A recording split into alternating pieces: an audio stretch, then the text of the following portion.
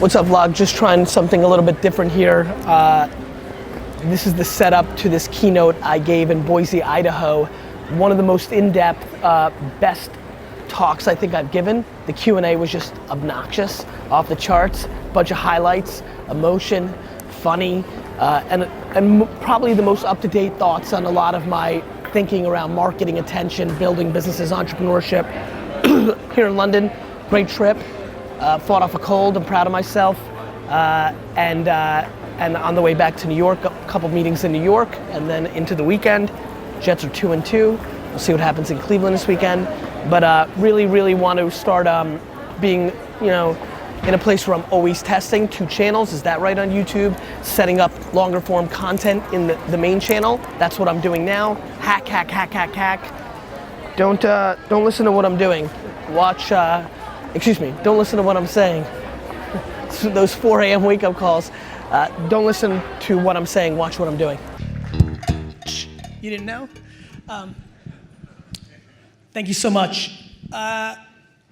You know what's interesting? I was sitting there and listening, hey Dan, and I realized, Jesus, it's fucking crazy that I can literally give this entire keynote in about 1 minute, given the context that was just created, and I think it's just gonna make sense to everybody, right? Which is, everything you've just heard is 100% mathematically correct.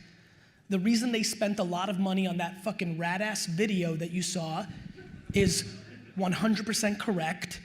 And the reality is the only reason that I'm standing here whatsoever and being, feeling good about who's watching me, because so many of you guys are doing your thing out there, is that I just respect the fuck out of both of them. And I just genuinely believe the rest of this room doesn't. That either it's 51-49 or some of you are 100% math. The world I now live in, these big agencies, they're 100% art. It's, they have no respect to sales. And that's it. Like, I literally feel like leaving. Thank you. Like, that's literally, like, but it's interesting that that's really it. Like, honestly, there's a lot of my energy and I have a lot of time that I know a lot of you, and really I'll talk for the next 20 minutes out of the respect that I'm sure a lot of you don't know who I am or context, but I'd much rather get into the Q&A part and just answer the detailed shit that's on your mind, because the theory is simple. Like, it's just the same old shit. It's math and art. And you better deploy it and then the thing that I think I've done well, I guess there's the thing that I should probably actually now spend some time on is, why was I in Seattle yesterday so the amount of free days I have in my career now are non-existent, right? I don't speak for free. Everything's about the businesses that I run. I don't like leisure. So like, there's no free days, right? Like everything is calculated. I do things for a reason. Why the fuck was I in Seattle yesterday spending a free day, which is a rarity for me? It was because I was talking about what I've done, but mainly I was trying to extract value from an incubator in Seattle run by tech stars around the voice space. These are people that are building businesses and apps on top of Alexa and Google Home and things of that nature. I think the thing, actually this is pretty funny, since I'm so improv'd out, I'm starting to realize, I've always thought that I respected, I literally just 2 minutes ago said, I just respect the art and the science better. I don't think I'm really, or nor have I ever really been better or really that good at others. And I would actually probably argue now that I'm thinking there's plenty of people that somewhat respect both. I think the thing that actually, in a lot of ways, has worked for me that I'd like to talk to you about, because I actually think, if I think about how much I respect everybody in the room, the thing that maybe I can bring you the most value on is, why do I bet on things that tend to work out well? It's mainly because I'm willing to lose money in the short term. I think that I'm willing to waste time and lose money much more than most people, because I'm patient as fuck, even though my energy is frantic, right? I know for fact that whoever has the best Alexa skill in this room is gonna make a fortune in 7 years. I'm wasting money and time trying to be that person in this room. And so I think the other variable that you wanna leave this talk from, besides if you only believe in the creative, or if you only believe in the math, how do you squeeze those two together? It's, can you allocate an additional 20% of your time and money and mental energy to start betting on where we're going instead of where we are right now. A lot of you are winning because we're playing in where we are right now while all those fuckers are playing in 2009. The question is, are you willing to waste money while you're making money right now, being right, on 2021? That is what has kept me consistent. I had an email newsletter in 1996 that had 91% open rates. I didn't want social media. Like if I was making content back in the day, you would have seen me sad as fuck about social media. I didn't want to learn Twitter. I didn't want to learn Tumblr. I didn't want to. Like I had email and SEM and SEO figured out. I was good. It was probably the laziest part of my career because it just worked. But I recognized that the thing that got me here is never the thing that's gonna take me to the next place. And I think we rest on our laurels when we've figured shit out. And so I'm spending an ungodly amount of time on everything that isn't the math. It's incredible that we now live in a world where the people that are building great companies in this and they do great and they make a lot of money, they deserve it because they take things that we don't have to worry about out of the equation. And the fact of the matter is math will always be that one. The quant part of our worlds is always the thing that's gonna be scalable and then commoditizable. The things that aren't are the art, the creativity, and most importantly, the intuition and then the audacity to leave money on the table every single day of your life to invest in the world that you think is gonna be there in 24 months, and then you have to be right, otherwise you lose. And so to me, it's very clear. It's a little bit of a left field conversation and has nothing to do with me being there yesterday. You need to get very serious about sound. Because let me tell you something about why what they make is successful. We care about only a couple things as people. Money, health, religion. There's not a lot of things we really, really give a fuck about, but one of the things that we care about and always have, but now we're at an all-time high, is time. Uber became a huge company by selling time, not transportation. Time is imperative. We don't like friction. We don't like friction on our landing pages, and we don't like friction in our lives. And everybody, even when they don't have a lot of money, spend a lot of money on convenience. Convenience is king, time matters. And I'm gonna tell you right now, and you'll think back to this talk one way or the other. You're gonna think back to this talk because this was the talk that made you get very serious about investing into audio, or you'll think back to it when other people are making real money, real opportunities, changing the world, whatever they want to do with the attention, and you'll think about you wish you started earlier. And I lived this whole life with social, right? And it's fun for me because it's just black and white and obvious. So we're gonna all be invested and winning on time, on audio, because it saves us time. Audio saves you time. Every single person in this room, when brushing their teeth in 40 years, will be listening to some sort of voice telling them what they're doing that day, what the weather is, where they're going, what's happening. It's just gonna be that. And if you're smart, you can penetrate somebody's first 7 minutes every single day of their lives and talk about whatever the hell you want them to know about. And so I would give that a ton of thought. Obviously between you and me, I'm sure a lot of you have seen it. It's not even close to too late to start a podcast. Podcasts are imperatively important because people, the way we roll now is we can listen and do something else. It's hard to watch one of my videos and do something else. It's super easy to listen to what I'm talking about and do something else. Anything that aligns you with the end consumer's time is an imperatively big advantage for you. And listen, there's a lot of people that are comedians and actors and actresses and things of that nature. You gotta figure out how you mold into these new platforms. You gotta figure it out, but it's coming. And so to me, the big things to really think about is pairing art and science together, and then really recognizing the consumer behavior, because we're in the later innings of social.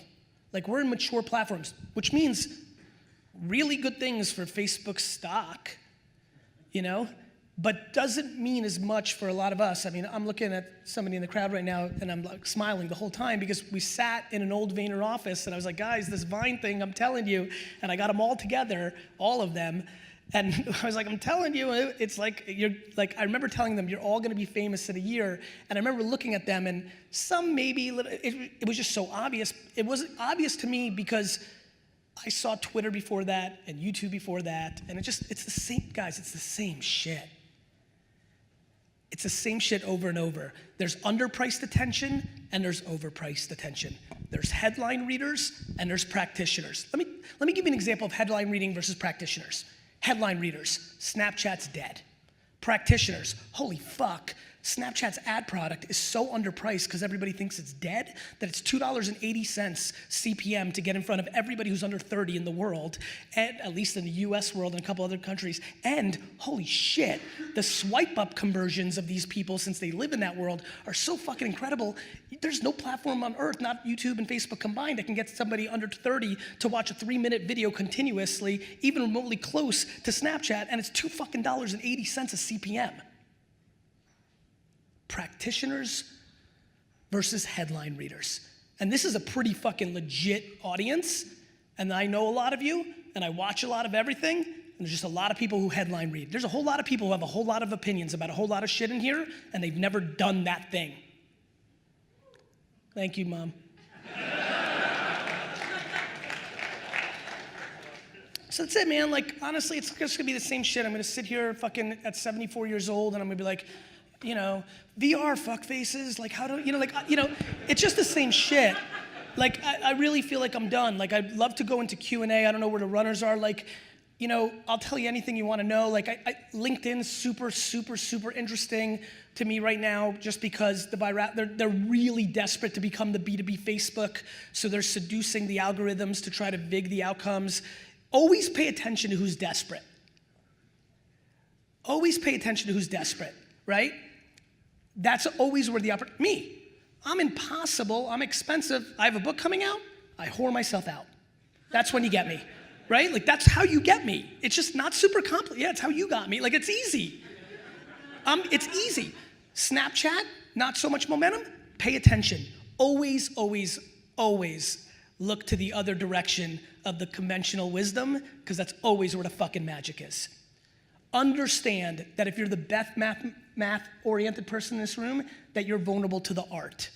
If you're just a creative, bad news, math matters, find somebody, right? That's what this is. And it's been this for the last 20 years, and it's gonna keep going. But I will say the big white space for the collective is sound. What is your podcast? What is your Alexa briefing? Like, what do you say to everybody for the first 30 seconds in the world? And how do you use your enormous attention on Instagram to get 100,000 people to download it? And then it's early, so Amazon's like, who the fuck is this person? And they fly you out. Now you're starting in the commercial. It's the same patterns, my friends. It's the same patterns. And then ultimately, overlaying everything I'm talking about, does your mouth match your ambition? There's a whole lot of billionaires in here out their mouth, but they go to every fucking concert on earth. And that's cool. Like, fuck, make 40,000. It's not about the money. It's about, do your actions match your ambitions? So that's the framework. And then the last thing you gotta figure out is what you want in your work-life balance and your legacy, and how much money you want and what you wanna do with that money. And a lot of people get caught in the rat race. At the most basic level, followers and likes, which is fucking ludicrous. At the next level, which is pretty fucking ludicrous too, money. Without realizing you wake up and you're 47, you're like, fuck, I didn't, So 2 frameworks, the things I've just talked about, very easy to understand. Second part is last minute, a little harder. You gotta get real into self-awareness. But once you know what the fuck you're about, it's ironic and intriguing how the shit just starts happening. Not because you fucking thought it into reality, it's because you know what the fuck you're doing, and all your actions map to that reality. Cool. Thank you. How many mics do you have? 2, 3, great, awesome. Let's go. You guys are in control. I don't want to have feelings. JR? What's up? Gary Vaynerchuk, thanks for being here. Thanks, brother. My name's JR with Digital Marketing Hacks, and my question is, I know you say that it's gonna end all with robots killing everybody. I hope so. But until then, yes. what role do you think AI, artificial Huge. intelligence, and robots have Huge. and are going to have in the next 5 years in the marketing and digital marketing space? Huge. Even in the 15 minutes that I've gotten a better taste of what these characters are up to, they're gonna love it. Like the math people are gonna love it because machine learning and AI just do shit that we shouldn't be doing. Like, it's just efficiency. It's gonna have an enormous thing. Like, but the good news is, like, there's so much that we still can do. And so basically how I think about, ML and AI back at the pad is get me to fucking 3.5 base and I'll take care of the rest. And whatever AI can do for that, cool. And whatever low-priced employees can do, cool. But like everybody is spending way too much money to get to 3.5 base, and then the magic is the last part. So that's what AI is gonna mean for everybody here. There's a lot of dumb shit that people have assistants for or managers for that's nonsense. Zero value that the biggest AI companies in the world are gonna get their nut off on. Yeah, hey. Hey, it's really exciting to be here in this room with you and everyone here. This is awesome. Appreciate it. Yeah, I'm really, experiences that help people save time are awesome. And I'm really interested in experiences that are time bending and help people just lose time. And I'm interested in creating the most hardcore drugs or? No. So here we go. The world's most connective music festival. Okay. All right, where festival goers are connecting with each other like never before. Yep. And with the artists and the artists with their fans. Okay. And so in 2021. You're talking VR now? I'm talking about the mixed reality? So 2021. Go ahead. Music festivals, connection, the best time of people's lives. What do you see happening in the context of music festivals that you're excited about and that you're excited about creating? So if I dissect that right, couple things. One thing I'm super fascinated by that I would have never seen, and by the way, I never spend any time predicting, like voice, I'm not predicting shit, it's happening, right? What I think I'm good at is like recognizing when it's practical and then going pot committed, right? Which means you'll lose money for a couple of years and then get it. You don't lose for 7 years and never get there. The thing that's been super fascinating to me that I would never thought, which is social media is making people do more shit in real life.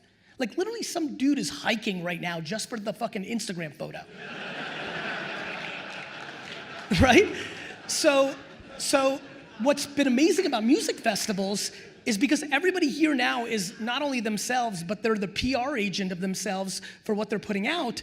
People are going to more concerts than ever because of that whole dynamic.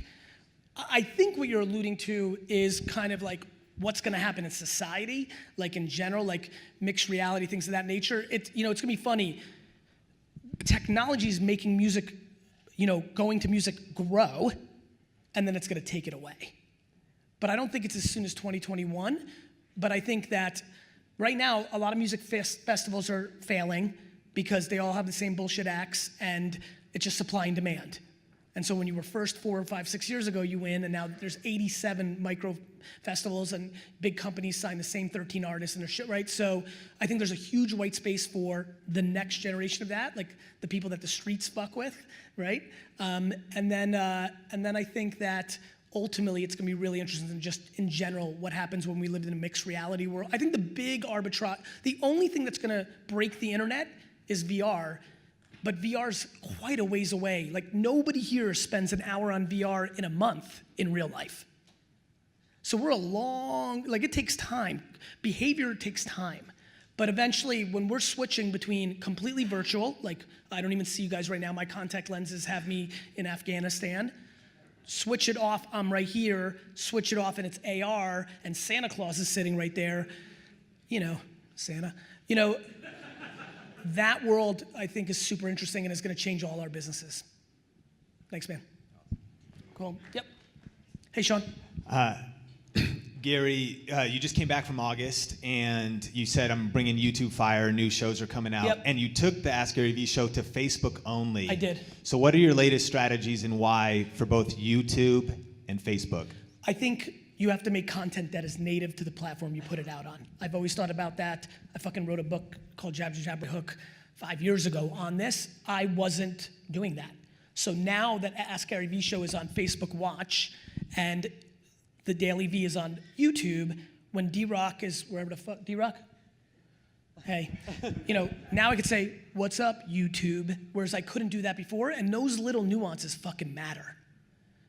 And, all the action is in those little edges. And so I broke them up mainly because of Facebook video. Now that there's Watch, I'm fascinated. Any of you watch a show yet on Facebook Watch? Just raise your hands, just curious. Higher. Right, so this intrigues me. Like, everybody here has to watch one. Not because, I don't watch shit. I watched one, the Ball family, because I just want to see what the fuck they're doing. To me, this is the most interesting thing that I'm doing that the good market isn't. You've got to taste everything. If you want to win, and fuck, there's no way you're in fucking Boise, Idaho if you don't want to win right now. No, I mean that. When I think about who's here, I'm like, fuck, these people are hungry. So to me, 19 hands, which means maybe 31 because people get shy, to 2 weeks into Facebook Watch that haven't watched, that's it. That's where I play. That's my margin. So that's why I did it, because I wanted to make them native. I have 2 active shows. I needed to do something on Facebook. And because I watched Facebook, actually, fuck it, I'll tell you. It's not fully announced yet, but we'll see how this goes. Because I watched Watch, and I watched it for 4 days in a row, looked, I understood what the fuck they were doing, so I sent them an email, I pitched them a show, and they bought it, right? So now I'll have anybody can put a show on Facebook, right? Like a page, a Watch page, which everybody should be doing here. I'll have my YouTube, show, and now I'm gonna have a produced by Facebook show that's gonna get big even more. Listen, man, I talk and do it and hustle and all this. I do so much more than I talk, which is fucking crazy, because my mouth is always running, but I'm just doing. I'm doing, because I'm tasting. I never think I'm fancy. So many people in here, and I know you, so many people here make it a little bit and get fancy. Stop doing the shit that got them there. That's the minute you're fucking dead. You got it.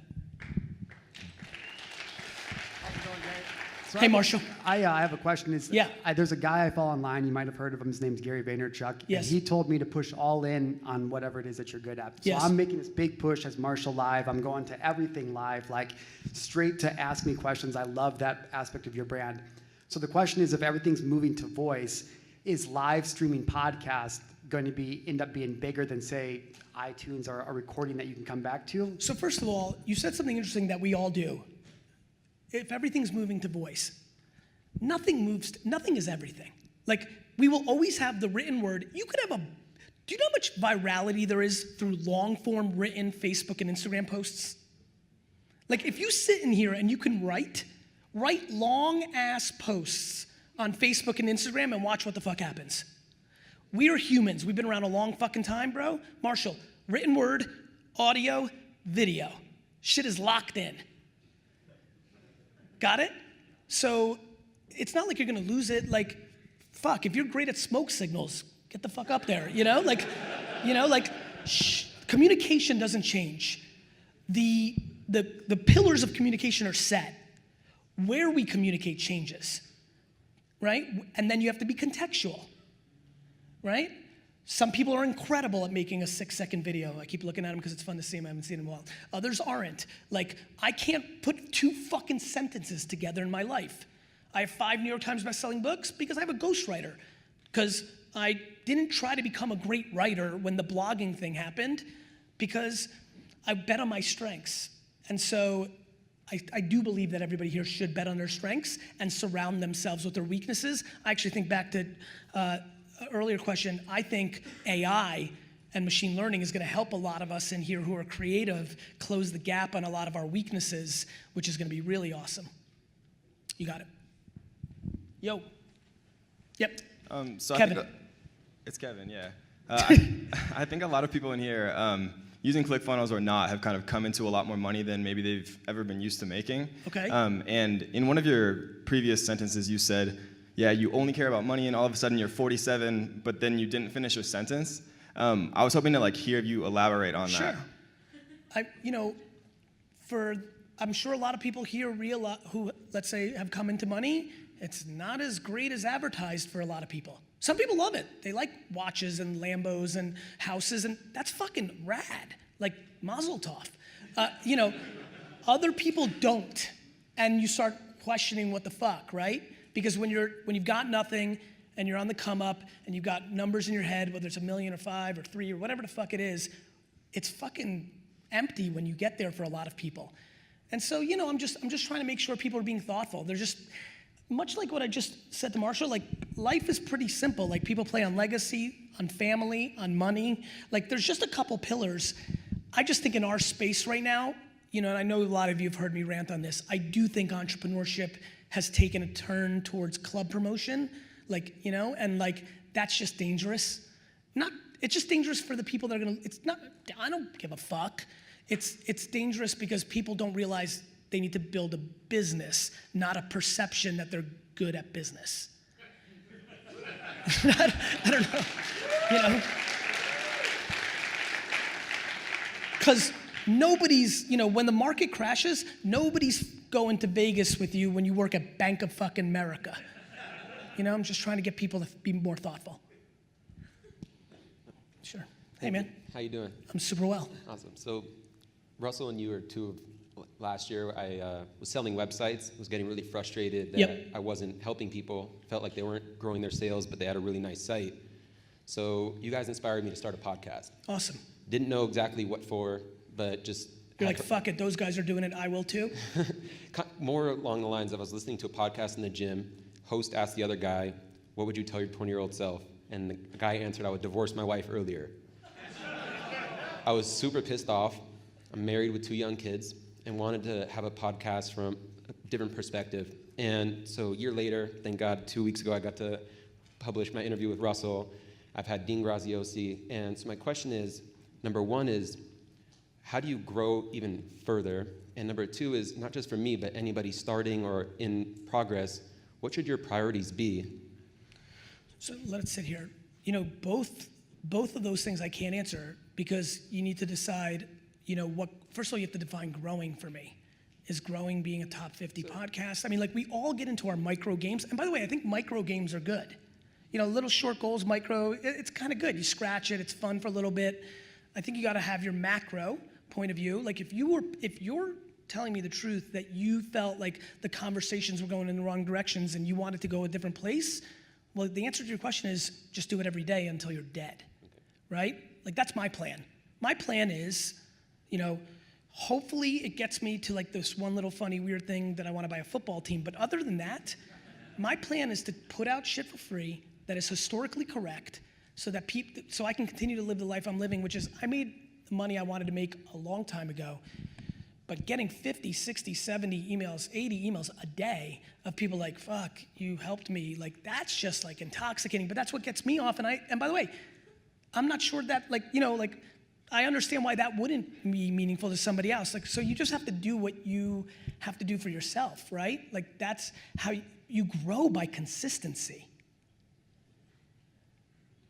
You know, you grow by, you're a year in. You grow when you're 19 years into your podcast. More specifically in terms of actual numbers Yes. and taking what you've done and now like specifically on the number aspect of it, what do you recommend in terms of taking your platform and kind of skyrocketing numbers? Buy underpriced attention.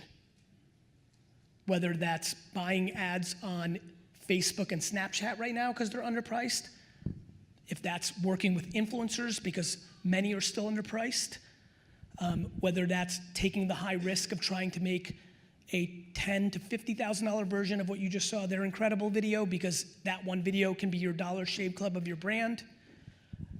Saying yes to everything. Like if you want it, if you're hungry, you do what I did, which is 4 years ago when I didn't jump into podcasting right away. The first 2 years I just went on everyone's.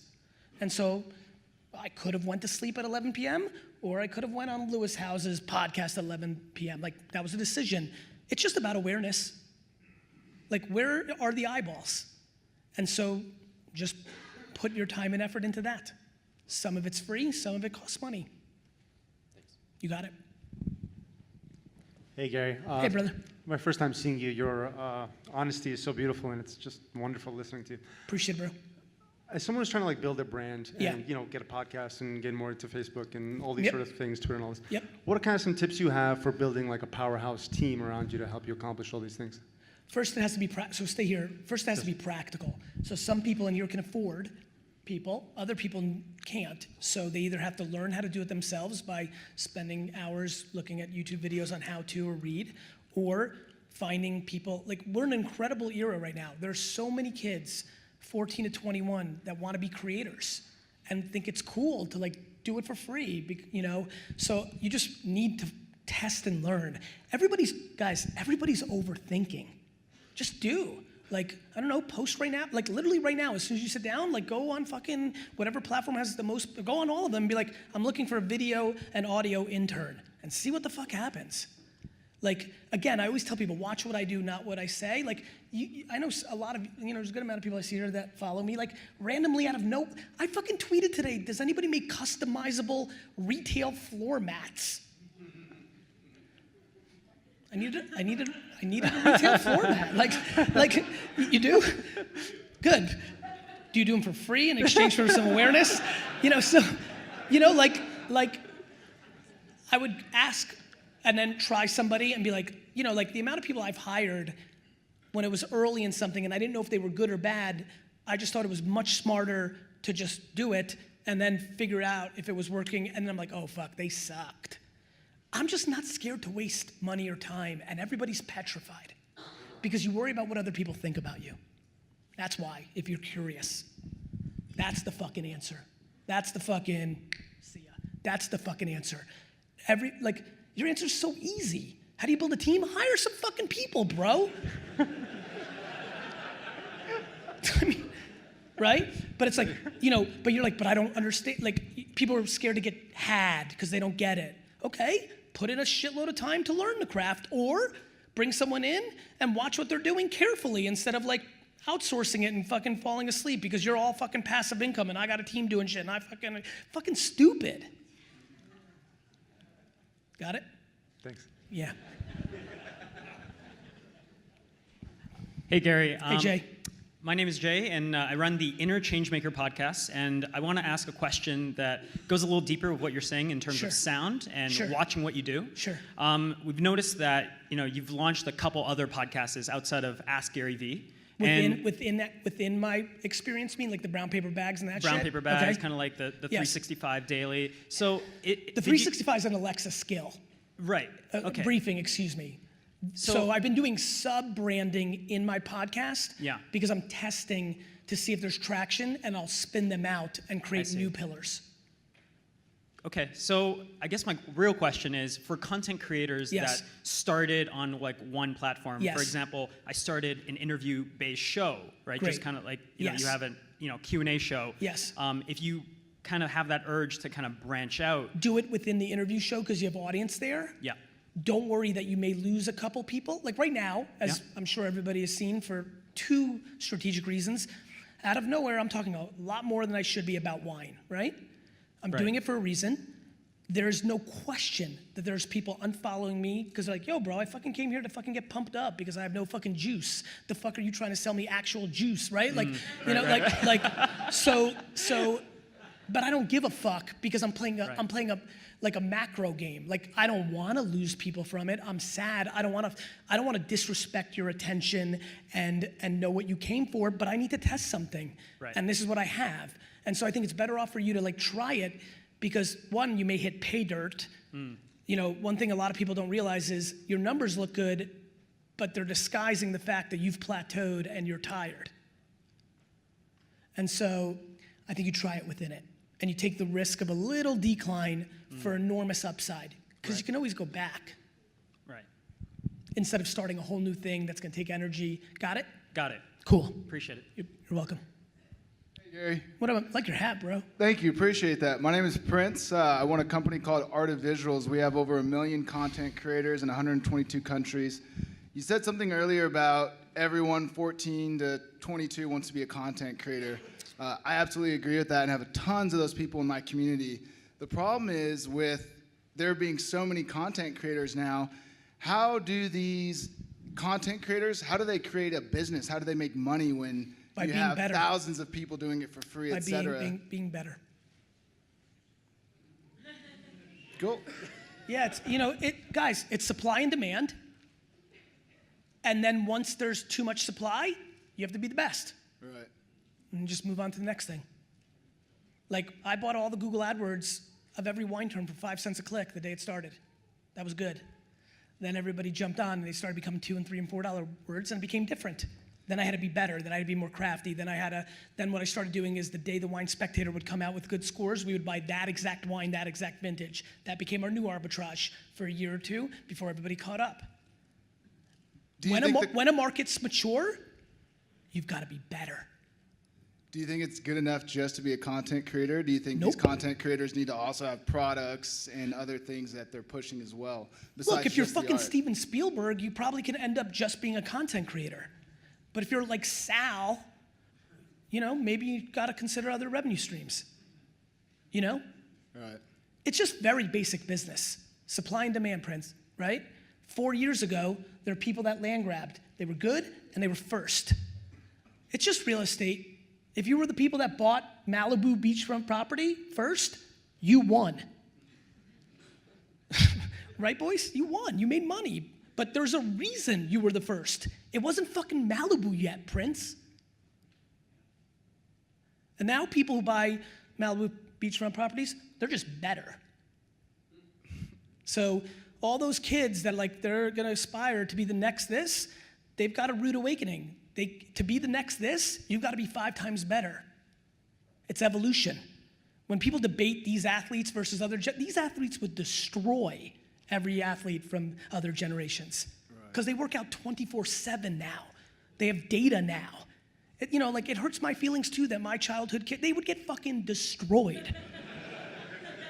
LeBron would step on people's heads in the 80s. People don't get it. It's just fucking evolution. Cool. Thanks, Gary. You got it. Great hat. Thanks, man. I don't really have asked for you. I've listened to it. I've watched your stuff a ton. Thanks, Jared. I just want to say thank you for giving me the permission to pursue my passion and now do what I love every day and spend time with my family and make things. I'd be remiss if I didn't say thank you because I don't know if I'll ever see you. If you ever want to play bubble hockey, I'll destroy you. Dude. And I know that you say that are you filming this? I know that Where do you live? Well, first of all, I live here. There's a spot right down the street I can take you to play. Listen, that's going to happen now, I think. I'm a winner in Boise, Idaho, Gary. It's so crazy. You're funny. You're smart. You know me. You know that now I'm now I'm blacked out and want to destroy your face. I know. But what's more interesting though? Your fucking Whalers hat is fucking me up because I'm like, fuck man, he's got a Hartford Whalers hat. This team hasn't been in the league for 20 fucking years. He probably is awesome at bubble hockey. I'm gonna do something for real based on what you just said. I want you to come to VaynerMedia for a day. I'll pay for your flight and the hotel. And during that day, we'll play bubble hockey and we'll see what's up.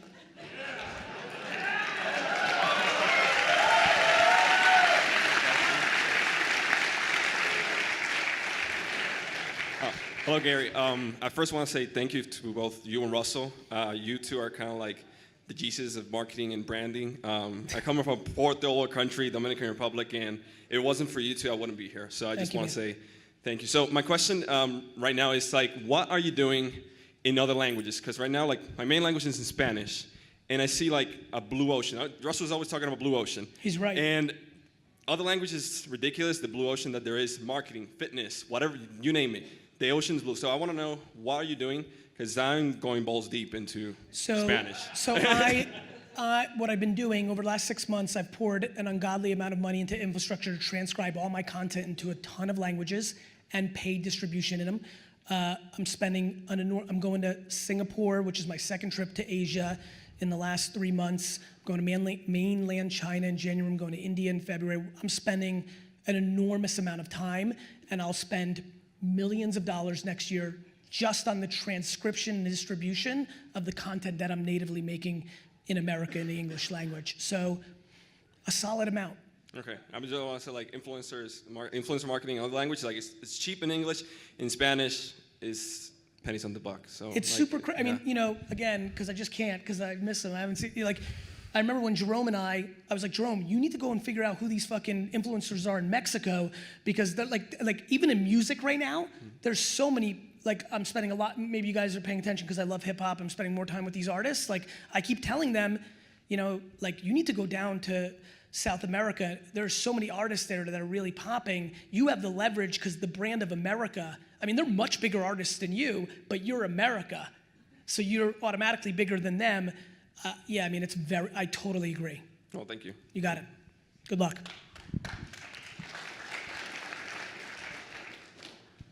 Gary, Caleb Maddox's dad, I want to thank you personally for your impact in his life. Between you and Russell Brunson, seriously, I mean, coming from a dad, there's no way I can repay you. Just I appreciate it, man. The character that you've taught him. So I thank you for that. I have a two-part question. One, you gave him some advice last time you were with him about patience, Australia. and I hear you talk about that a lot.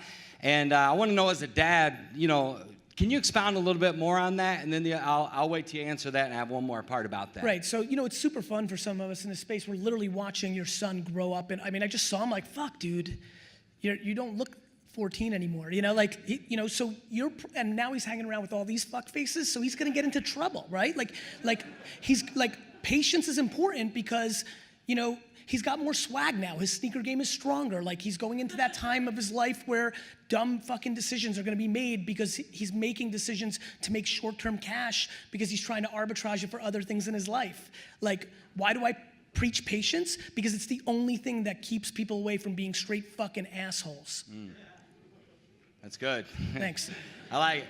So what did your dad do? You know, you talked about I didn't have my dad in my life. Like, I mean, luckily still have my dad in my life. I didn't know my dad until I started working in a liquor store.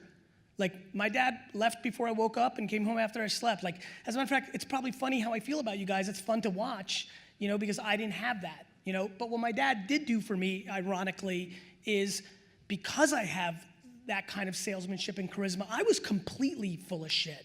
Like, I would be, everything I make fun of, subtly, I would be if it wasn't for my dad. Because at 14, 15, I went to that liquor store, and you would walk into what it was called Shoppers Discount Liquors back there. I was 14 years old. I looked 9. You'd walk in and be like, do you have this product? And I'd be like, yeah, that we have, because I was already full sales kid. I'm like, we have that product, but I knew we made more money on this one. I was like, but this one's better. I had it. It was phenomenal. I'm 14. People were like, you had it? I'm like, yeah, it's my dad's store. I taste it. I mean, I don't think talk about making shit up. I don't think I said a real thing once. And so my dad took me and he taught me that. My dad thinks embellishing is straight lying, and he suffocated me over a 3-year period that really changed the course of my life. And I think a lot of my success comes from I have all the skill sets of that character, but between being, you know, old country and really my dad really not allowing me to be that guy. So that's what he did for me. And I think that's what you know, as a dad, you need to just keep watching him evolve. And when he goes into territories that you think are historically incorrect, not new ideas and doing new shit, no, tried and true fucking human dynamics that win and lose, that's how you try to guide it. Yeah, one more if you don't mind. I'm sure a lot of these people probably have kids as well. So like your dad was a powerful businessman, and you had a lot of ideas and passion as a young age. What did he do to not, like, how did you guys balance that? Was that decision of him making you stop sell baseball cards to come work in the liquor store, was that the right decision? Would you do that for your kids? I'm only asking out of curiosity, because when I hear that, I'm just very curious about it. It's a tricky one, man. First of all, we were an insular family. We were an immigrant family. We didn't know shit. There was no internet. Like, we didn't know anything. Like we literally just thought when you turned 14, you go work at the store. We were merchants.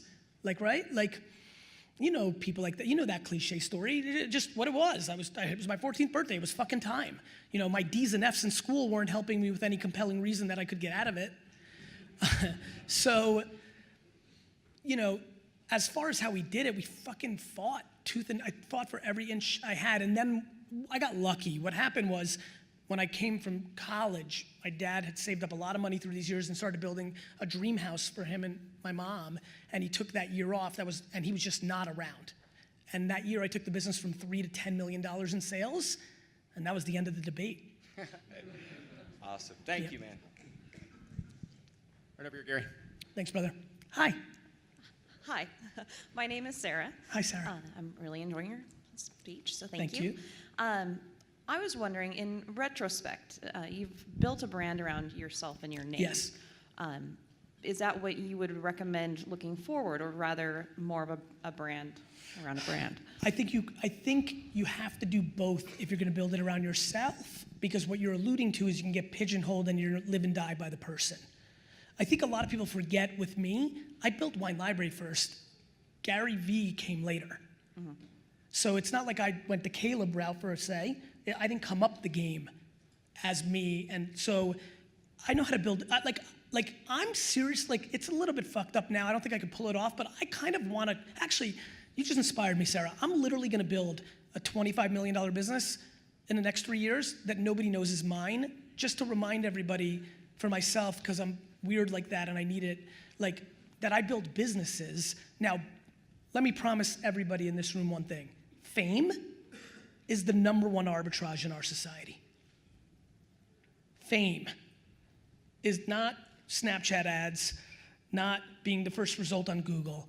Fame, full brand awareness is the #1 arbitrage. So I've built my brand as a biz dev machine.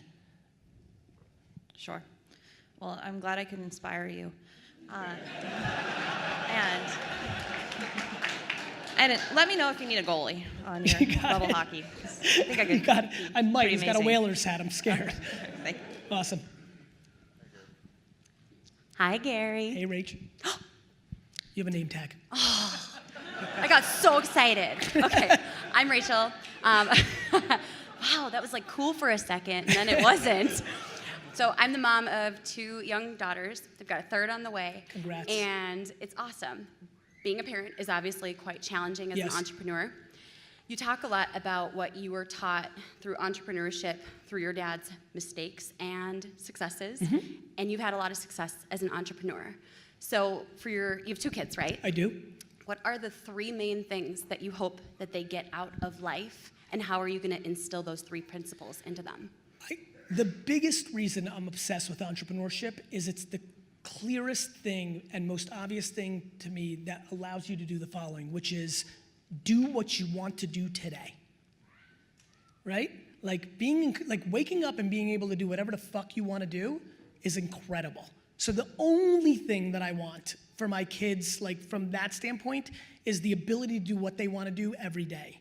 Now, what scares me about that is they're probably going to have that no matter what, because they're going to inherit extreme wealth. So much so that I've really been having feelings. I used to make fun of Warren Buffett and Bill Gates in my head of like, you're going to donate 99% of your money until, it's funny, you talk shit until you live shit, right?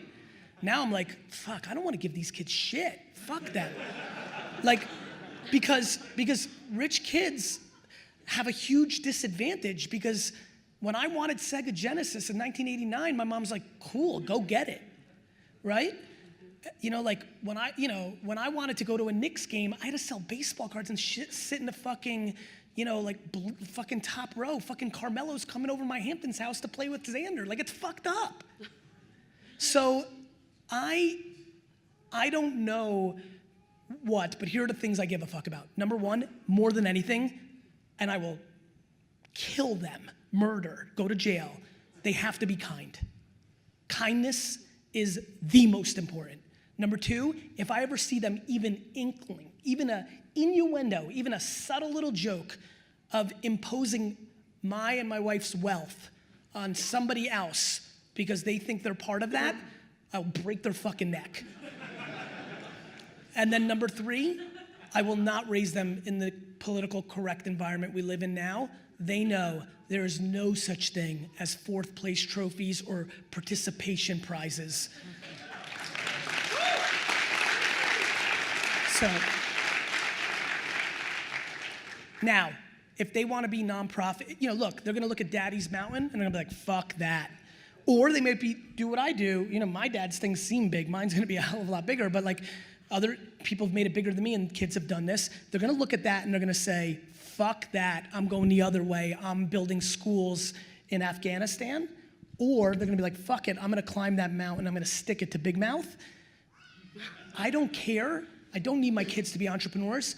I just need them to be as lucky as my mom. I got D's and F's. Every immigrant got good grades in the 80s. There's a couple of people a little older here. There was no entrepreneurship. School. Good school. That was it. My mom spit in the faces of all those parents that made fun of my D's and F's and gave me air cover to be me, and it really fucking worked out. Not only for me, but the world became it, right?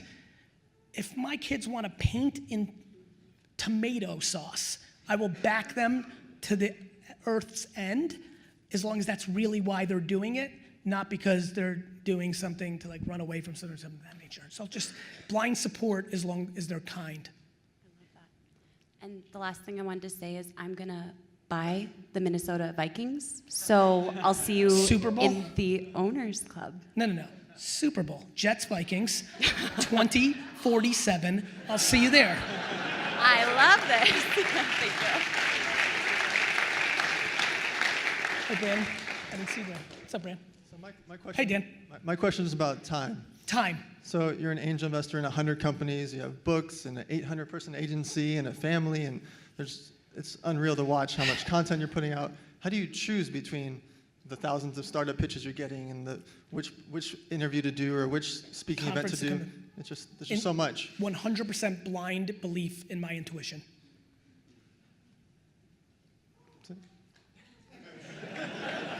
Because Dan, you know this, and you and Brandon, everyone's hustling, right? Like, eventually you lose, right? Like, eventually you don't have enough time to do all the opportunity, so you're crippled by opportunity. You just have to go that route. Otherwise, you're just gonna spend all your time thinking about the process of making the best decision. And you're gonna waste being able to do 4 things, which would have included the 2 things you've been debating for the last fucking day. So, just the belief in my intuition. And then lots of making fun of yourself. This one's a perfect example. Talk about time. My son has a birthday now because he has an August birthday. I didn't realize it was like this Saturday, and I think it actually came after we booked this. But like all the money from this talk is going into the fucking, I was originally gonna go to Seattle, and now I have to take a private plane not to miss the flight. Like, I just fucked it up, and the whole day I'm just complaining to you. I'm like, I'm a fucking idiot. So like, you're not always gonna make it right. Like, you're always gonna like play micro macro. But I think everybody's saying no. Everybody's saying no to shit because they think they're being thoughtful or they're smart. Like, you know how many people are saying no that aren't even fancy enough to say yes yet? So I just say yes, man, a lot. Thank you. Yeah. Hey. Hello. Hello. Great to meet you. Great to meet you too, bro. I have a 2-part name, Frank J. Love it. How are you, Frank J? Very good. Thank you, brother. And I want to appreciate you and your dedication, your consistency, and your communication. We own a company called International Tribe Design, where we bring a style of communication which is very simple, but yet rare in this society, which is honesty and authenticity. And I feel like you embody this. And I feel like a lot of us entrepreneurs, well, at least for me, it was like, shall I present myself strategically or authentically? Yeah. And what I want to ask you is the first part of the question, what do you think sells more or influence more people? Authentic honesty or strategic marketing, neurolinguistic programming, communication? I think in the short term, it's a real battle. I think either could win. I think in the 30-year macro, the radical, candor, authentic way always wins. And what do you think? You know what I mean? Yeah. And the thing that fucks with people is a lot of people can win on strategic, you're being very politically correct, like a lot of people can win on bullshit, play it out for 4 years, get out of the game with their chips and win. Not a lot of people can though. But then once you know of one of those examples, it sounds exciting because it's a fuckload easier.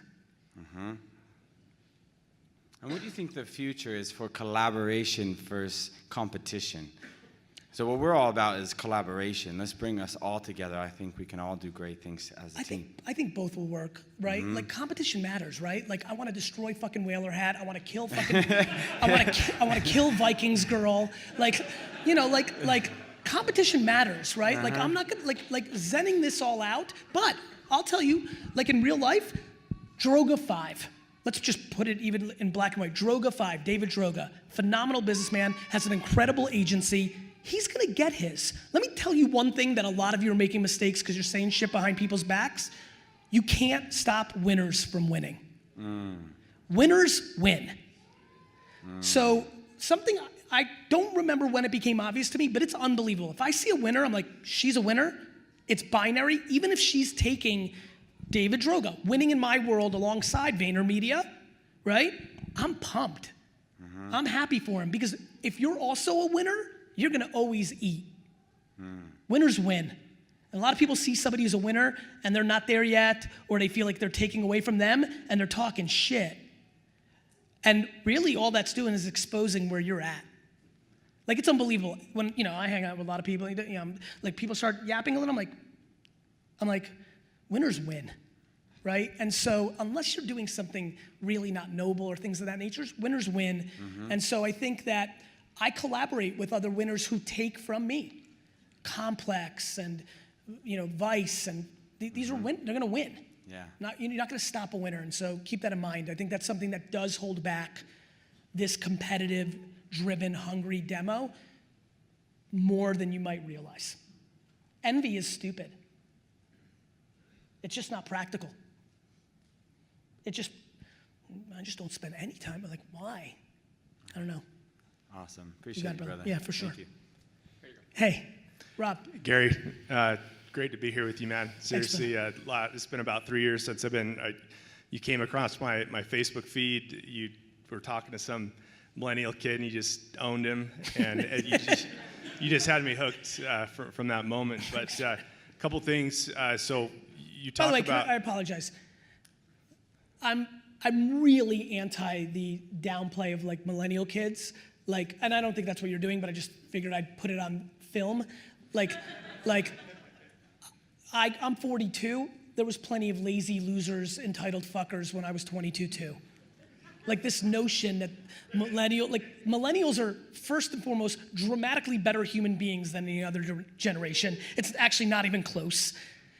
And you can't be mad at them. The market, this has nothing to do with millennials and over-parenting. This has to do with economics. The last 9 years have been phenomenal. We haven't had a crash. How many people here are under 29? Raise your hand. You've never tasted the game when it was hard. You've never been punched directly in the fucking mouth yet. You don't wake up like I did in April 2000 and the market collapsed and every invoice and every order is over. You don't know what it feels like when the corporations that want to give you $10,000 for a selfie don't spend money anymore. It gets a little harder to be an influencer when there's no cash in the system. So I'm not mad at millennials. I'm mad at people's not understanding of why, you know, they're awesome human beings because they're far more well-rounded, and they just had it good, and that's not their fault. We could have had that. I got into the world in New Jersey, 2000, got shit on, 9/11, got shit on, 2007, got shit on, so I've tasted that. So just keep that in mind. And by the way, the reason I told that story is please keep in mind that the economy has been phenomenal for the last 9 years. Like, a lot of the good is coming for you because of what's happening at a macro level. You're just average. I'm being serious. And I'm not saying that to razz, I'm saying that to make you reflect so that you can step up your game so that when the fucking ravage comes, you don't die. So good, you got a little zing that you're average, but now you can actually stay alive and not go work at go back to business school. Sorry, bro. Didn't know that was going to take you down that course, but so you talk about how companies are kind of behind the 8 ball on the whole social media, Facebook marketing. It's a good value right now. Are you starting to see that trend diminish, and when do you see that being not a value, Facebook? As soon as math and art combine to not be valuable, like on television. Meanwhile, Super Bowl's the best ad. Anybody here who's got 20 million thrown around, run a Super Bowl ad this year. The problem is there's 7. It's only 7 for the ad, which is phenomenal, but the network makes you buy some other shit. That's where it gets fucked up. But Super Bowl is an incredible value. I don't know. I'm stunned that these big companies that I work with still question its ROI and want to run commercials and billboards. It's so fun to watch them all go out of business over the next 20 years. They deserve it. I can't wait. Seriously. Last thing is you mentioned political correctness in your kids, which is awesome, and I think that's what everyone loves about you is you just say what's on your mind, and I think we can all take a page out of that book of just being sheer honest. With this crazy climate of the whole the Google guy that got fired from there, yes. The whole ESPN thing, like Yeah. how do you see this political correctness and what do you do to mitigate that in your company? So it's a really good question, Rob, and it's a really tough one. Couple things. Number one, I said something the other day that finally articulated how I feel about all of it, which is I said to a friend, I'm like, fuck, people? So there's only one place in my life where I'm not logical or practical. American football, right? Like, against all data, I think that, the Patriots are cheaters and Bill Belichick's a terrible guy. And even though Tom Brady's like clearly, and I've like literally spent money on investigative journalism, he's the nicest human being ever, I still say things like, yeah, he left his pregnant wife for Giselle, he's a piece of shit. Like, I will do anything blindly. I have chemical, like even talking right now, the chemicals in my body are different. I feel it, I hate them so much. I really want Bill Belichick to die. Like, it's funny. I wonder if people think like I'm going for, I want it. So cool, we've established that, right? I'm clearly irrational, over-emotional, not logical, and just the worst version of myself in that one narrow place. There are people who are fans of me, who've DM'd me, or have tweeted that I'm a bad, I yell at children, at games, I'm not joking. You know how people get beer muscles? You know that term? You drink and you want to fight? I have sports muscles. Like, I go to a game and even though everybody would probably be able to beat me up, I want to fight you because it feels better than feeling the pain of your team beating mine, right? Like a week ago, I realized, holy fuck, that's how blindly everybody is now about politics. You're either red or blue, and you deploy no logic, no rationale, you are blindly emotional, you have no idea what the fuck you're talking about, and that's it. We're about to turn every issue into how the fuck is climate a political, what are we doing here? So I have a huge office in New York and LA. 84% of my employees are liberals. 84, right? And so I have liberal points of view all day long. The thought of hating anybody or disliking another human being for any reason other than maybe being a patriot is insane to me. Insane to me. Insane to me. But I have clearly, Republican point, like an 8th place trophy is why China is gonna shit on us with such a big fucking dump that we'll never be able to breathe again. How I handle it is by one by one. One by one. It's very hard. You cannot handle this at a macro right now because our society's on tilt. That's how I do it. Thanks, man. I'm so fucking pissed I was born in fucking Russia. I would fucking run, win easy, and fucking dominate. I really would. I'd really feel like I could do it. Josh? Gary, I want to talk about... It's nice meeting you in the airport, man. Yeah, absolutely, thanks. I want to talk about influencer marketing. Yeah. YouTubers, vloggers, Instagrammers.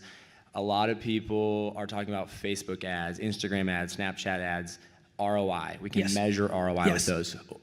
You can measure with influencers too. You can, but it takes a lot longer. No, it doesn't. How so? You've got to make the creative be a sales creative instead of a brand creative. You can't measure the ROI of Facebook either when you do it the way I do it because I'm pumping it for brand. I'm not trying to sell you shit. I could measure it if I had a $49 course. So Josh, people are confused between branding and selling. Make fucking phenomenal fucking influencers go for the sale in the creative if they choose to and you can afford them. Logan Paul sold a fuckload of Dunkin' Donuts fucking gift cards. Sales, super fucking measurable, Josh. So would you focus, like, let's pretend you're not Gary Vaynerchuk, right? Let's take you out of the equation. You are Who am I? You are a 41-year-old, 42? 41 still. 41. Slow your roll. You're a 41-year-old nobody, right? Yes. You have, say, $1 million of investors behind you. Well, then you're or- definitely not nobody if you got What- that. Let's just context shit, Joshy. All right, fine. You're a But go ahead. 41-year-old nobody. You're Respect. getting into the game, right? Yep. Would you focus on growing your personal brand, or would you focus on leveraging other people's personal brands that Both. are already thing? So would you ride the backs of using the people that you're building, like that you're investing in? And Sure. Yeah.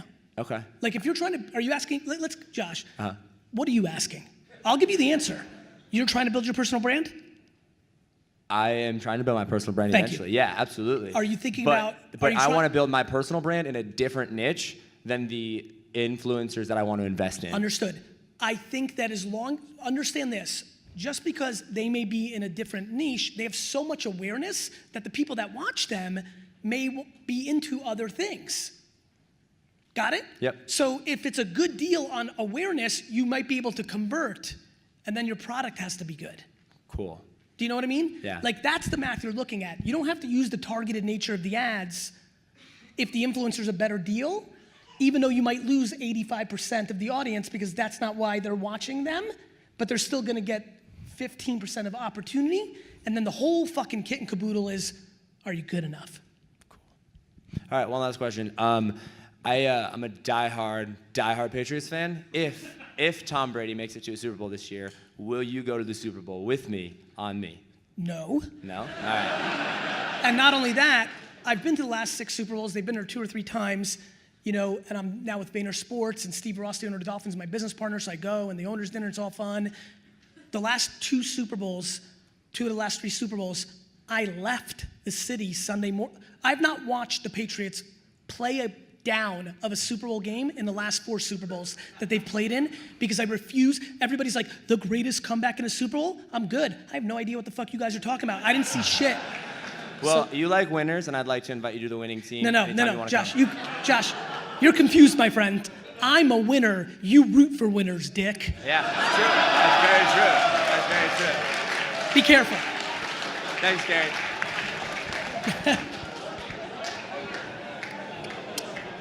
That, by the way, you just witnessed my favorite move. Knicks Heat game 7 years ago. Dude walks by, beer, remember, sports muscles. Guys, I get up, I'm like, you fucking suck, sit the fuck down. I mean, I get weird. He looks at me, he goes, yeah, we suck.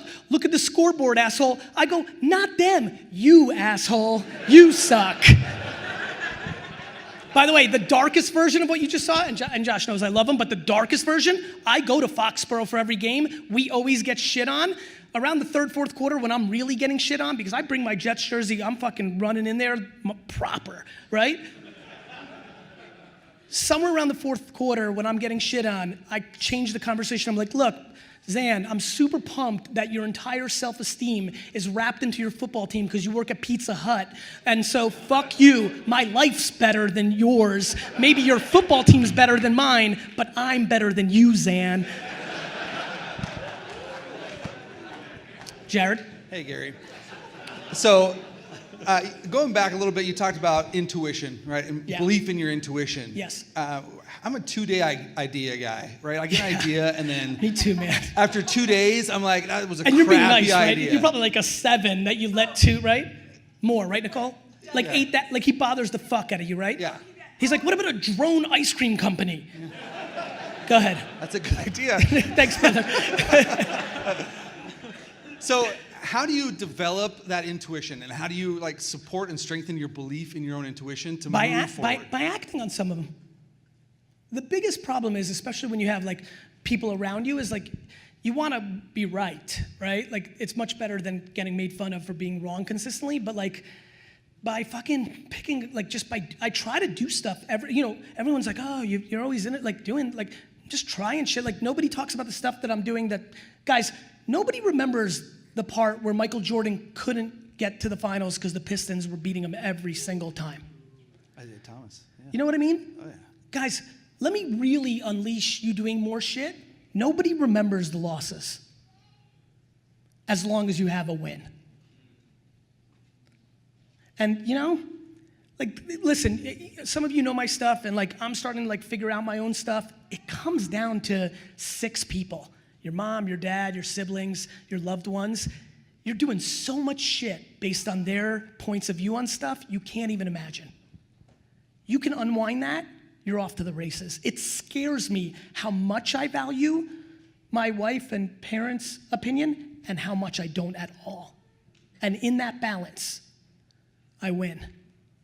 On a macro, I value them. But on a micro, my decisions, not at all. Awesome. You know, Jared, so you just got to do 1 or 2 of them. You go 1 for 7, it's a lot better than going 0 for 0. Yeah. Thank you. You got it. Last question. Yeah. Sign it? Yeah, did you sign my book? 100%. Hi, let's do it while I'm signing. What's your question, Katie? Hi, Gary. I'm Katie Richardson, and I was first introduced to you as I was trying to go to bed at night, and my husband's got his phone on, and I'm hearing this guy make a rant in a cab, throwing F-bombs every other word. I'm like, what the heck is this? And turns out you speak tons of truth, and so you have won over this mother of 4 who's a business owner, and I love it. And so that's part of what my question to you is like, you own who you are, and I love that. And like, that's what people are so attracted to, right? 100%. You're up there being Gary. At what point, like you talked about how you worked with your dad, and it was a $3 million company, and then you took it to $10 million after he left. At what point did you like give yourself permission to be you, and then realize, like, tell us that story of when you were like, wow, this is working. People are connecting with me and my way of being, and like, what was that like when you were like, this is working? I feel like I'm going to keep doing this. You know, it's funny. Thank you, first of all. There's a lot of things there. Number one, it is 100% because of nature, nurture. Being an immigrant and always having a chip on your shoulder, you're always an outcast to begin with at some level. And I was a Russian immigrant, which was our major enemy when I was a kid. So I had some weird shit going on that I don't tell a whole lot because it's not as relevant these days, but there's a lot of parallels to whoever the bad guys are now. I was the bad guy. It was kind of weird for a little while. Number 2, my mom. Okay, my mom blind, like, I remember walking freshman year in high school. I'm 4'11" my freshman year of high school. I spurted in sophomore year. I have the worst fucking mullet you've ever seen in your life. I've got a backpack that I'm rolling with that's bigger than me. And I'm walking down the hall, and I go, I remember this vividly. I'm like, wait a minute, I'm not the best looking, awesomest dude in the world? Like, my mom had me so brainwashed. I'm being serious, on straight positivity, that like, that never went away. Like, my mom, if I opened the door for a woman, like, my mom was super smart. I'm doing the same thing. She would make, if I opened the door, this is a true story, Katie. I opened the door for a woman when I was 9 at McDonald's. That's the story. I went to McDonald's, a woman was coming, I held the door open for her. My mom reacted as if I won the fucking Nobel Peace Prize. And she did that about all the shit that matters, which is what makes me who I am today. 4th grade, Katie, 4th grade, I got an F in a science test. I needed to get it signed, because I guess that's how they used to do it. I don't know if they still do that shit. I flushed it down the toilet, because my dad hadn't gotten to me yet.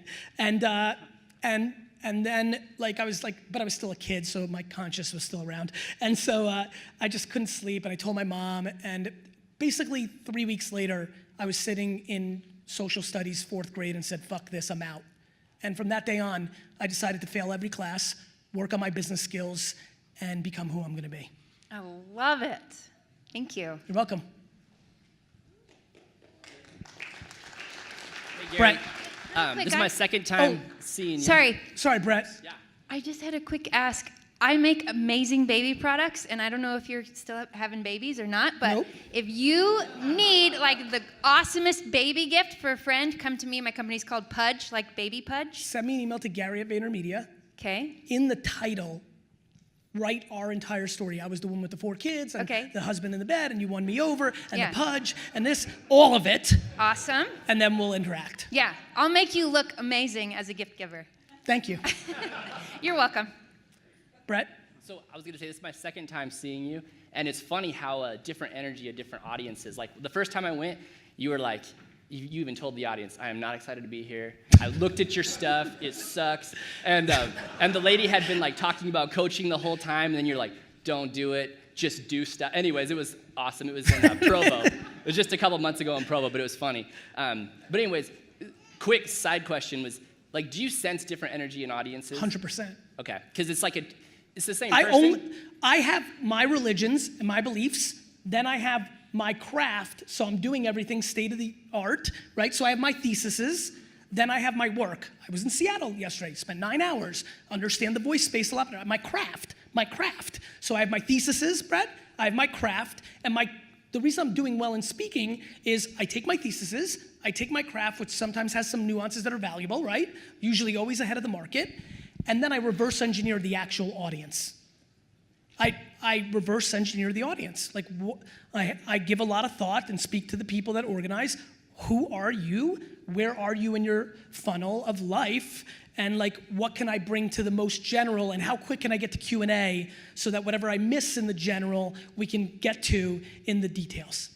I totally agree, because it's just a different energy that I feel this time versus last time. But my big question is, when you think of like LeVar Ball or Yes. Kim Kardashian Yes. or any of these, or even Donald Trump for that matter, like hacking culture. Yeah, like what are your thoughts on them? And like, is that the kind of fame you want? Or is that I mean, you talked about fame being the biggest arbitrage. What are your thoughts on those kind of people? So there's a really interesting thing that I believe in, which is until you know somebody, you don't know somebody, right? And so like, look, I mean, getting political never works, but like, you know, Trump's got his shtick, right? And he won on my thesis for the last 10 years, right? Kim Kardashian literally is like we are all living in reality TV. People shit on reality TV in Hollywood, then they shit on influencers. They're all gonna pay, because if you're not abiding to what the consumer wants, you will always lose. It doesn't matter what you want on your ivory tower. It matters what the world is consuming. Yeah. But I don't, to be very, very, very frank, I don't think about it a whole lot, right? I know why they're winning. They were native. DJ Khaled is an unbelievably important case study in the last 10 years and the next 10 years. His personality was native to a platform at the right time and the right moment, and he disproportionately changed his career on that back. Kim Kardashian and Donald Trump navigated reality TV when reality TV was what social media has been for the last 4 years. Somebody here is going to get inspired and make a voice application for their business that will be that for when voice is here in 2 years for the next 6 years, from 2020 to 2026. It's literally the same game over and over, Brett. So what I want, listen, fame and exposure, you know, like, it doesn't change you, it exposes who you are. So I don't know how you personally judge those three, and everybody here judges those three differently. I just want to be known for what I am and who I am and how I roll. Appreciate that. Thank you. You got it. Right here. Hey. Hi, Hey, Gary. Rach. How are you? I'm here with my amazing husband, Josh, who's like my backbone and amazing business partner. I'm a little googly talking to you because I remember meeting Justin Timberlake when I was 14, but you're like my 32-year-old Backstreet Boy. He was an NSYNC. I loved them all, but I love you more. For the past 7 years, you've given me the ability to be really authentic. I'm in a niche where it's very club promoting. Okay. It's network marketing. Yep. So I basically, for the last 7 years, have sold my soul to direct selling companies, and Yep. I made a lot of money and have built an incredible following of network marketers and Yes. direct sellers. And now that I built a great team that's passive and I serve them and I love them, but I really want to branch out into more mainstream impact, primarily to female entrepreneurs. And I want to know, what's your recommendation for somebody like me who's had this huge niche? They all expect me to be the prospector, the closer, the lead generator, the team builder, now to say, all right, I'm someone new, transition. If we had coffee, I'm going to give you the 90% answer because there's 10% that's too personal. I don't want to do it here. I have to figure out how mainstream you want to be. I'll buy you coffee. I'm sure. Every day. I don't know how mainstream you want to be. So like, if you want to be mainstream, like the cover of Forbes and like mainstream, like all the way mainstream, you'll have to give up network marketing. Yeah. Completely. Yeah. And I have no problem with whatever God has for me. I just would know if I mean, there's that's any advice. it's a stunningly binary answer, Rachel. Correct. If you want to go mainstream, you have to give it up because it is the not stigma. mainstream. What's that? Because of the stigma. 100%. Yeah. And then my last question. And the math around how many people make money in it and how many don't. Correct. My last question is there any trends that you see or platforms or any advice that you see with women entrepreneurs, primarily my age, 30s, 40s? Yeah, so the thing, it's funny, Katie, right? Hey, hi. Katie said the most important part. I've become unbelievably fascinated and empathetic about the difference between men and women. I'm super fascinated by it from a business standpoint. That's my lens to the world. It's harder to be 100% yourself when you're a woman than a man. I genuinely believe that because men are dick faces, right? And so the answer to your question is to be 100% radically, transparently you. I'm also massively empathetic how that's difficult for everybody, especially attractive women. Awesome. But that's the answer. Much. Thank you. You got it. What's up? What's up, man? It's good to see you. How you been? I've been good, man. Good, man. It's good to see you. So 4 years ago, I was couch surfing and living out of my car, and I sat in a room with Gary and 13 other kids, and Gary told us that this app was going to change our lives forever. And it did, and Gary was such a positive change on my life. Now, unfortunately, they deleted the app. What do I do? Yeah, fuck. That's amazing. Actually, I just wanted to make that joke, but basically, I knew but you were going. But Yeah. for a real question Yeah. for you: when you run into your failures and Yes. you feel like you're at your rock bottom, Yes. what's your next move? Because I'm always trying to reinvent myself. Yep. And I'll do things that work, and then I'll do things that don't Chris, work. you and some of your friends there at the table, you guys have a big advantage, and all of you have gone a little bit different with that transition of Vine and what happened on Snapchat and Instagram and things of that nature. But you have something very special. First of all, you have talent, right? Second of all, you've once tasted what it's like to buy beachfront property in Malibu. No, I live in an apartment still. But yeah, that'd be But nice. you know what I mean? Yeah. AKA, you knew what it meant to your career by being one of the first 40 people that mattered on a platform that became huge, right? Yeah. Instead of trying to, what you and others that have, by the way, you know why, I wish you could see the goosebumps I have right now. It happened to me. I won Twitter. Yeah. And then, I wasn't at the top of stuff like I was in that 2006, 7, and 8 world, right? Why do you think the Vine thing, and this is where I'm going with this, basically if you choose to, it's gonna happen again. And let me explain why. The reason I got you guys all together and I flew to LA and met with others of you, the reason I did that was, it was black and white. I'm like, I've fucking seen this show before, right? And Oh yeah, you said that. You actually said that. You were saying this is the new YouTube and blah, it just blah, was blah. so black and Yeah, I white. remember. And obviously it took different tacks, and the ones that kind of tripled down on Instagram had what happened. But instead of trying to catch up to what's now, I give you the recommendation that I took myself, because I tend to only give advice that I've actually done because it just feels better. You gotta either hibernate, make do, grind through, and spend all your time looking for that next one. That is 1,000. You should be downloading. You should be downloading a top 100 app in the Apple Store that is social or consumer facing every day of your life, creating an account and producing the first piece of content. Okay, I'm gonna do that. Awesome. Thanks, Gary. You got it, brother. Fellow 4'11" freshman here. I love it. Really quick question, maybe a little personal. We have this engine. All of us in this room have this engine. We have a hard time shutting off. It's what makes us successful. How do you balance work and family? How do you do it? by first and foremost not adhering to the current state of political correctness that everybody here is deployed on me, most of all, right? And second, extremism. I almost took the whole entire month of August off. Like, I go all in, right? I go, when I'm in this, like Monday through Friday, I do not see my kids pretty much at all. 39 weeks of the 52 weeks in a year, just what it is. And then on weekends and 7 weeks, 8 weeks of vacation a year, I'm all in the other way.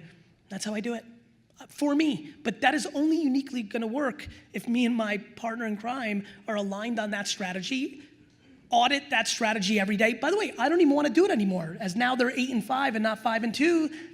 They're just more interesting to be around, So like, for example, I guarantee you in 24 more months, this exact trip, they're here and we go to, we go and see the Grand Canyon or something, So I'm so sad that so many people do certain things in parenting because that's what the other parents think they should be doing. Like, I don't know, like, I just wanna make a very important statement that I implore every parent in this room understands. Everything that is right in parenting right now by the common standards will not be in 20 years. You're gonna be judged one way or the other. So. Cool, thanks. You got it, brother. Gary over here. Oh, sorry. Hey, Alex. Hey, how are you? Good. Fellow 42-year-old. I think your mom and my mom should hang out, bro, because I think similar stuff. Same moms, yeah. She sounds amazing. And then just want to let you know, like, validation on the sound, totally true, because I like literally take a shower with you every morning. So thanks, brother. Dude, like, just play it. I got a little shower thing. I listen to your audio. I get it. Gets me going. So thank you. That visual is fucking awesome. I didn't even think about you seeing the visual, but now that I think about it, yeah, that could have gone a different way. Thank you. So I got a two-part question for you. One is on culture. So our company has grown, and now we're doing pretty well. And you've been to like 9 figures, and that's where we want to go, right? So my first question is, okay, from a culture standpoint, when you grow rapidly, how do you embed the culture to make sure that it grows with the right people, right? So we built values, manifestos. Ready? Yeah. How do you get muscles by doing push-ups? You do it consistently every day. I spend an ungodly amount of my time on HR. Okay. Like now, I have 800 employees. The biggest thing I'm working on for 2018. So I have an open door policy, which is not working for me. It's real open door. Like, the key big thing for my 2 admins and assistants is when an employee asks, they get booked. Whoever. First day, 9 years, done. Not working. They think I'm fancy and Garyvee. They're scared. Nobody wants to really talk to their CEO. So next year, I'm gonna mandate that I see every one of my employees every 6 months for 15 minutes, which is gonna eat up big amounts of time. Culture is the only thing you trade on. So you're going to see all 800 employees, 15 minutes. Yes, twice a year. Okay. So literally, you're taking that one on. I agree. Math is daunting. When I do the one-on-one time, it always works. But I'm just thinking that from a scale standpoint. Like, how the heck do I do Scaling the unscalable is how you build long-term wealth. Damn, dude, that's a good one. Thanks, bro. All right. I didn't get up here for my looks. Now we know why you get paid to stand up there. My second question was, okay, as you grow, obviously you have things you've got haters, right? I'm sure that people don't like you and whatever. Sure. So I always focus on the mission and the vision and the people that we're helping, right? But when you get like certain people, I mean, it still affects like me, like when I get those stuff. So how do you overcome that so you can keep growing? Empathy. For them? Yes. And like just their life circumstances, or? Sure. If a human being can generate hate, they're not in a good place. Okay. So what do you do mentally and mindset to just keep going? I deploy gratitude that I'm not them. Okay. Got it. Thanks, man. Thank you. Hey, man. I started on Vine as well, doing like comedy. Yeah. And now I do it on Instagram, and I grew a large following on there. Very and it's large. Yeah. And it's still growing a lot, but I want to be ahead, as you say, and I know I have a lot of meetings about VR. Yes. And creating content within VR. I'm a very anti-consumer VR guy. Yeah. In the timing that I like. Mhm. So everything for me is 24, 36 months, Yeah. right? I just don't know how many people are consuming at the scale that you would be giving up opportunity costs in other places in 36 months of VR. Until I see even one person consistently consuming VR, like an hour a week, like if I can find one human who's not a fucking really weird nerd, who spends 1 hour, right? So I think the reason you're feeling that is you're in the LA bubble. Everybody's pumping a ton of money from venture capital into VR. Yeah, they have And big it's budgets. literally, I mean, the thing you should study is what happened to the web in 99, 2000. The whole, you've probably seen it, pets.com. All these companies were worth $1 trillion. That's what I feel about VR. It's coming. Amazon's coming, right? eBay's coming. But I think for you and knowing the arbitrage that you can trade on, I don't believe, like if I was talking to you every week, I'd be like, that's not a good place to be spending your energy. Okay. That's my intuition. Yeah. I do think voice is incredible. And then I think for you specifically, because I know enough from afar, we don't know each other super well, but I know a lot from afar, you might want to think about what you want to put that energy into, what bucket. That's why it's good that you're here, right? What I do think these guys do, that's sales and quant, like, or if it's, you know, a brand or an event, or you're going to be able to push that energy towards something. You need to take a step back and get thoughtful with yourself on like what other interests you have, or you know that wouldn't come natural as the first thing you would think of, like the 5 or 6 things you think of health and wellness and lifestyle. It's interesting. It's probably something subtle. Putting your energy into building in that world, if you want to really double down on entrepreneurship, is a good idea. Okay, cool. Thank you. Awesome. You're welcome. All right, guys, we have time for only 3 more questions. So we'll go Miles over there, and then we have 2 here, and that'll be it. Charles, get up there. We'll do 4. But you have to stand up. I saw your face. All right. Hey, Gary. I'm Eric. a big fan of mental models and ways to kind of overcome challenges. Yeah. And I like understanding other people's processes. So Yeah. my question to you is, what is your #1 business challenge right now? And what is your process to come up with that solution? I'm crippled by opportunity is my #1 business problem. And it's similar to what I gave over there. I'm just attacking it with blind intuition. Every time me and my team try to attack it from a quant standpoint, it's too foreign, it's moving too fast on us. And so that's it, man. Crippled by opportunity, which is a blessing and a fucking half, as you can imagine, but it's the truth, you know? It's the truth. Like, do I say yes to a 2nd season of Planet of the Apps? I mean, the Knicks are for sale. It's like running through my mind, you know? like there's just there's a lot going on, man. I have a lot going on. Right. But I mean, other than intuition, I mean, I got to imagine that there's a bottleneck in terms of leverage. Where's the my next time? step? Yeah, I mean, intuition's the solve for the bottleneck, which is making decisions and deploying my energies against those decisions while leaving everything else on the side. Very cool. You know, I decided a year ago, I was raising a $150 million fund. I gave all the money back. It was the biggest financial loss of my career because I'd hired the staff and I was going to pay the staff with the 2%, if you know venture, of the overall fund that I was going to raise $150 million on. That's a lot of money, 2%. I had a pretty expensive staff. I was going through the process and I'd raised about $80 million. And one night I'm flying home and I'm like, I don't believe in this. I don't want to spend this $150 million on startups. I think there's too much fake shit in the market. I don't know where to deploy it. I think I'm going to lose it. And I gave it all back. Right? Mm-hmm. That's intuition, thought process, understanding, you know? So I'm just doing that every day. Awesome. Thank you. You got it. Hello. Hey, Sabrina. Big fan. Thank you. But my girlfriend is an even bigger fan, and I basically couldn't live down the shame of not asking you a question. I love it. So I'm a social media manager, and I would just love to hear about what you think is the best campaign you've ever ran, and why do you qualify it that way? Sour Patch Kids candy. We made it a cultural phenomenon because we took all the money from television commercials, which go figure 12 to 15-year-olds don't watch, and we gave it to all the people that sit at that table, or the ones that look like them. We took, in 4.5 years ago, we took Sour Patch Kids marketing budget and put it into Snapchat and Instagram when nobody was thinking that way. And if anybody has a 9 to 17-year-old in their life, they eat Sour Patch Kids. Awesome. Thanks so You much. got it. And Sabrina, to answer the question, the reason I quantify it that way wasn't, there's been campaigns that we've done that have made more money, have, made more likes or awareness or more views. He stands up here and he goes, thanks to everybody, we have 100,000 views. I already know him enough to know, and what's happening with those views.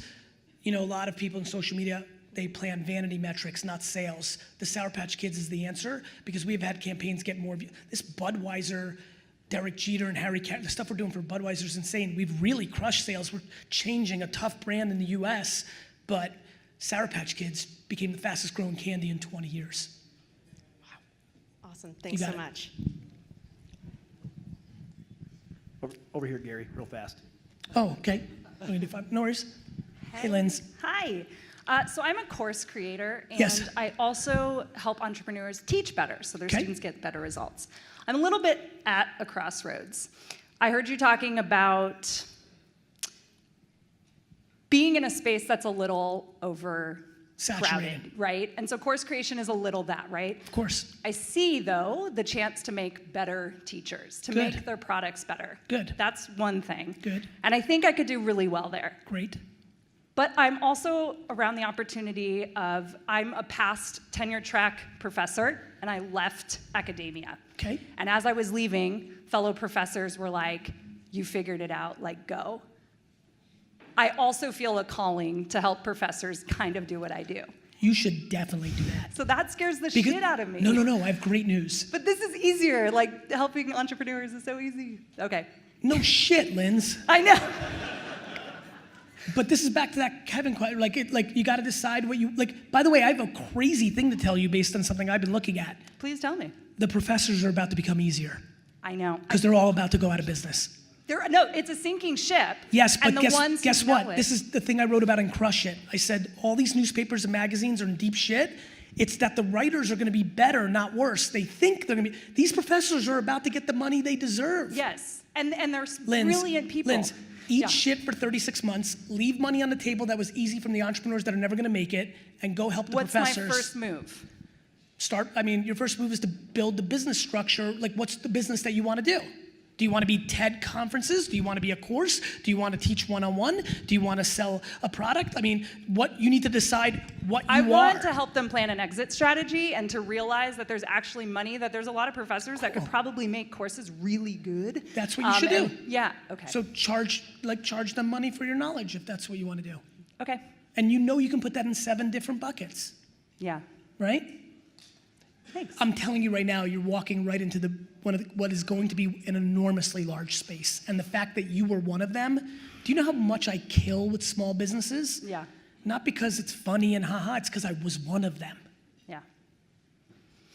Thank you. You're welcome. Hey Gary, I'm Kaylin. Hey, Caitlin.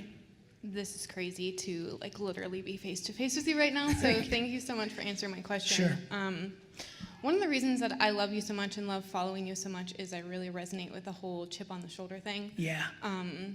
That's what drives everything that I do. I grew up super poor. Yeah. Standing here with all of these people right now is just insanely surreal. Right. And you want to kill them, right?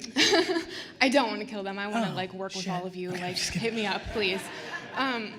But this thing that's happened is I feel like an entrepreneur on accident, honestly. Okay. And the thing that I love to do is the business that I do that's making me money. But recently I've started being way more vulnerable about the whole chip on the shoulder thing and telling my story. And that's resonating with a lot of people. But that is fucking hard. I hate doing that. Because I'm very introverted. I Yep. don't like being out there that much. But that's what seems to be making the biggest impact. I have great news. It's binary. Either you do more of it and you get used to it, and like everything in life, once you get used to it, it just becomes your norm and you didn't realize it. Now, you may never be the most extroverted, but you just everybody here can be a better singer, dancer, and basketball player. They may not become LeBron, but if you do it every day, you get better. You keep putting yourself out there every day, you'll get better. So you can either choose to do that, or you could say, I don't like it. I'll leave the money on the table because I love the privacy and the private life and not having to engage, and you do that. It's your choice. You're in charge. Are you an advocate for doing like what's harder though? If I'm an that's going to advocate. make I'm a an big advocate on impact? doing what you want to do, not because I said so or your friend said so. I'm an advocate of you doing what you want to be doing, but I always encourage to taste more, because it works. You know how many people here? Do you know how many people here hate oysters but have never had one? I think about that shit every day. That's how I think about business. Like, you've made a judgment on something, yet you've never done it. So you know what I'm gonna say. You know, you've like consumed it. I already know you're gonna do more of it because you've already done the hardest part, which is you've done it. You're now a foregone conclusion to me, KP. You're just gonna keep doing I love that it. you just called me that. You know, like that. Thank you. That's what you're gonna do. Okay. You're just looking for me to give you a little more juice to do it a little bit more and a little bit more and a little bit more, which is amazing. And I'm thrilled to do it because it's fucking free. Here you go. Go. Thank you. You're welcome. Just really quickly, is there anything that is hard for you? Like, I know that your mindset, the way that you think about things, you're like, I'm confident, I can do this, but like, is it hard to like get up in the morning sometimes? Or No. Is anything hard at all? Spelling is fucking impossible. I can't read for shit. If I was reading from a teleprompter right now, I would crumble and be out of here. Can't read for shit. Like, fencing probably is, hard. Oh, I'm really way below average in swimming. Poor swimmer. Like, always think like, fuck, I'll be super pissed if if I die because we get fucked up, like somebody hits and I have to swim further than everybody, and I'm like, yeah, there's shit. Okay. Can I get a photo with you? You know after why this? you asked that question? Validation. No, it's why you asked me of that question? Validation, the first part. The second part. You're asking me that as somebody who knows a lot about me because I don't spend any time on it. Right. We all suck at shit. So like, I don't care how you judge mine. You've got shit too. So because I don't care about that, the only reason people spend time on their weaknesses is because it's everybody else's opinion on it that they're trying to avoid. I don't care about your opinion about my weakness because I know you've got them too. So let's just move on. Thank you so much. Can You're I get a welcome. photo with you when you're done? Yes. Thank you. Hey, Charles. Hey, Gary. If you ever, I swim a lot, so if you ever need a swimming lesson, thanks, bro. Let me know. I'm 37, so I'm not, where you are age-wise, but, I've been lucky a few times in life, and, I've done well and done not so well and everything, and I have done well. I guess my question is, it's always the concept of the encore, right? When my one company, I've had 8-digit companies before, and now I'm launching another one. And I guess it's like, how do you get into it, make bets on it, but feel accomplished if you don't outdo your last time? Because I do not even remotely think that the financial part is the way I score it. Mm-hmm. Okay. You know what I mean? That's really simple. Like outdoing the last one is, even the way you position, I'm listening to your words, you're positioning it like, if you're putting pressure on that I need a 9er, right? Mm-hmm. Then you're probably gonna, especially, what's funny about positioning a 9er when you've had an 8er? It's hard to get going. That's probably the challenge. I know exactly what's going on with you, Charles. Yeah. And so that's why I'm asking you, are you doing the ambition of a 9 or 10 or because you see the white space and you're gonna strike like a fucking cobra? Or is it because you really just wanna fucking do it? So let me give you an example. What I've been doing for the last 7 years. I don't love it. Client services, like having a 32-year-old brand manager from the University of Chicago telling me what she should do with Captain Crunch when she can't sell shit. Not fun. I'm actually from the UFC, so. Great. Yeah. So, not fun for me. Yeah. But I know why I'm doing it. I decided at 35, 36 that I was gonna spend 10 years of my prime as a business person building a Death Star of communication by eating shit and building a very big business. And then I was gonna point that Death Star, the VaynerX machine, against the Crohn's and Colitis Foundation because my brother has it and I wanna cure it. some business that somebody comes along that didn't know how to run it, so I bought it for $1 million and then I can get it to 100. But I realized 6-7 years ago, fuck, I now know who I am. Let me build the biggest infrastructure in the world around it. And then whether it's to help, hurricane victims or sell sneakers, I'm gonna be able to point this fucking thing. So for me, I don't look at my EBITDA. I don't care how much we're growing. I've made a 20-year decision that I'm in the process of, and I'm gonna execute against that. And the numbers and dollars are just not the way I score. If you've been lucky enough to have the success you've had and you're this young, I would take a big step back and try to figure out, what is like the most fun or the most macro thesis you can come up with. Great, thanks. You're welcome. Guys, thank you for having me. Thanks. It's awesome. Thank you so much. Hope you enjoyed that keynote. Now, the question from it. What was your biggest new takeaway from the talk in Boise?